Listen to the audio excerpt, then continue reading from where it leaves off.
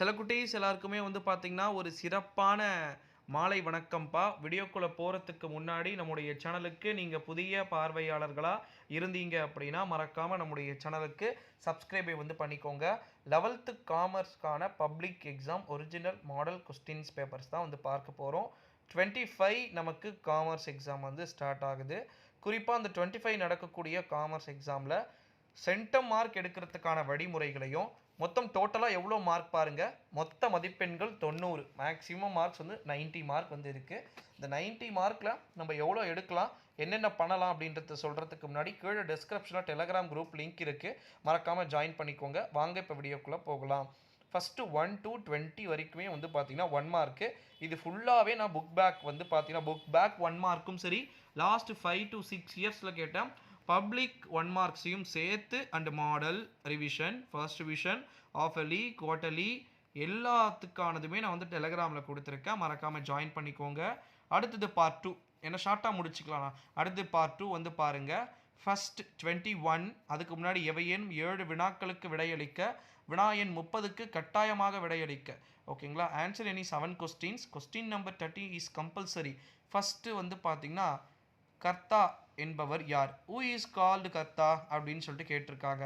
22 பண்டமாற்று முறை என்றால் என்ன? வாட் இஸ் பார்ட்டர் சிஸ்டம் அப்படின்னு சொல்லிட்டு கேட்டிருக்காங்க. பண்டமாற்று முறைனா என்ன?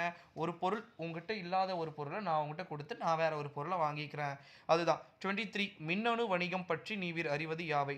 What do you mean by e commerce அப்படின்னு வந்து கேட்டிருக்காங்க. 24 போக்குவரத்து வரையறுக்க, டெஃபனிஷன் டிரான்ஸ்போர்ட். 25 நன்னெறி பொறுப்புணர்வு என்றால் என்ன அப்படின்னு சொல்லிட்டு கேட்டிருக்காங்க. வாட் இஸ் எத்திக்கல் ரெஸ்பான்சிபிலிட்டி அப்படின்ட்டு. 26 அந்நிய செலவாணி மாற்று பத்திரம் என்றால் என்ன அப்படின்னு சொல்லிட்டு கேட்டிருக்காங்க. 26 what is a foreign currency அப்படின்னு சொல்லிட்டு கேட்டிருக்காங்க. 27 ஒப்பந்த நிறைவேற்றத்தை யார் கோரலாம் அப்படின்னு சொல்லிட்டு கேட்டிருக்காங்க. Demand performance. 28 பண்டக காப்பகம் என்றால் என்ன அப்படின்னு சொல்லிட்டு கேட்டிருக்காங்க.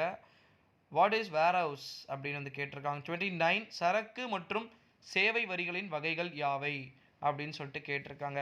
Write the kinds of GST அப்படின்னு வந்து கேட்டிருக்காங்க. ஜஸ்ட் ஜிஎஸ்டிக்கான ஒரு அப்சர்வேஷனை வந்து நீங்கள் எழுதுனீங்கனாலே வந்து போதும்.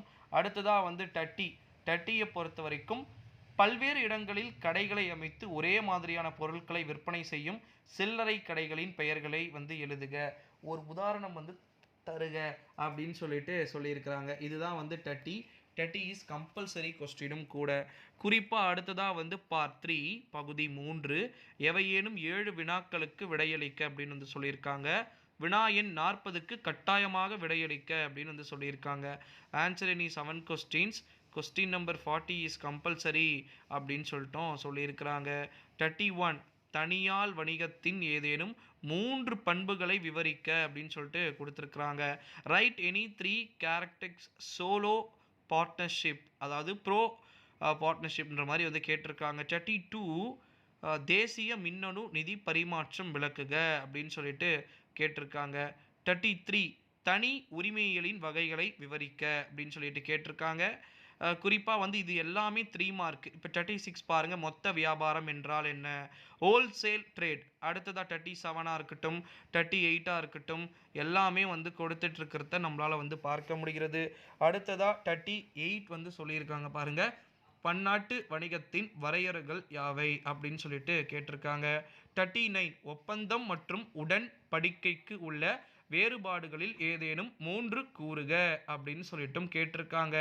அடுத்ததாக 40 இஸ் கம்பல்சரி கொஸ்டின். குறிப்பாக அதில் வந்து பார்த்திங்கன்னா இந்திய காப்பீட்டு நிறுவனங்களை மேற்பார்வை செய்யும் ஆணையத்தின் உறுப்பினர்கள் யாவர் அப்படின்னு சொல்லிட்டு கேட்டிருக்காங்க. அதாவது குறிப்பாக who are the members of the affects body the supervisors அப்படின்னு சொல்லிட்டு கேட்டிருக்காங்க. அதாவது இன்சூரன்ஸ் இண்டஸ்ட்ரி இந்தியா அப்படின்னு சொல்லிட்டு கேட்டிருக்காங்க. இது முடிச்சிட்டிங்க அப்படின்னா 3 மார்க்கு. லாஸ்ட்டு வந்து 5 மார்க் வந்து கேட்டிருக்காங்க சில குட்டீஸ்.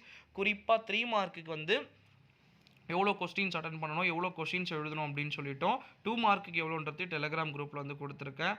அடுத்ததாக வந்து பார்த்திங்கன்னா பார்ட் 4ல் அனைத்து வினாக்களுக்கும் விடையளிக்க அப்படின்னு சொல்லிட்டு கொடுத்துருக்குறாங்க.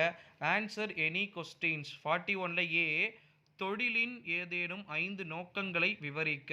அது 41ல பி, தனியால் வணிகத்தின் நன்மைகள் ஏதேனும் 5னை விவரிக்க அப்படின்னு சொல்லிட்டு கேட்டிருக்காங்க.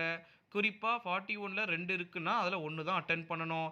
அடுத்ததா 42 பாருங்க, இந்திய ரிசர்வ் வங்கியின் தலைமை மற்றும் மேற்பார்வை பணிகளை விவரிக்கவும் அப்படின்னு சொல்லிட்டு கேட்டிருக்காங்க.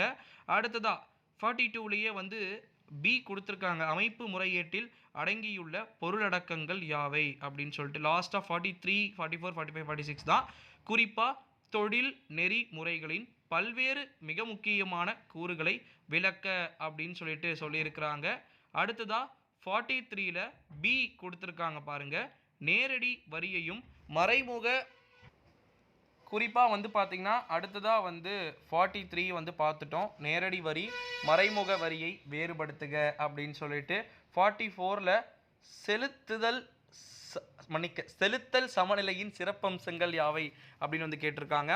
44ல பி, பண்டக காப்பங்களின் பணிகளில் ஏதேனும் 5னை விளக்குகன்னு சொல்லிட்டு கேட்டிருக்காங்க. 45 பண்டைய தமிழ்நாட்டின் வெளிநாட்டு வர்த்தகத்தின் பங்களிப்பை பற்றி விளக்குக. 45ல ஏ. 45ல பி, ஏதேனும் 5 தனிநபர் முதலீட்டு வழிகளை விளக்குக அப்படின்னு சொல்லிட்டு கேட்டிருக்காங்க. 46 கூட்டுறவு சங்கத்தின் நன்மைகள் யாவை அப்படின்னு சொல்லிட்டு கேட்டிருக்காங்க.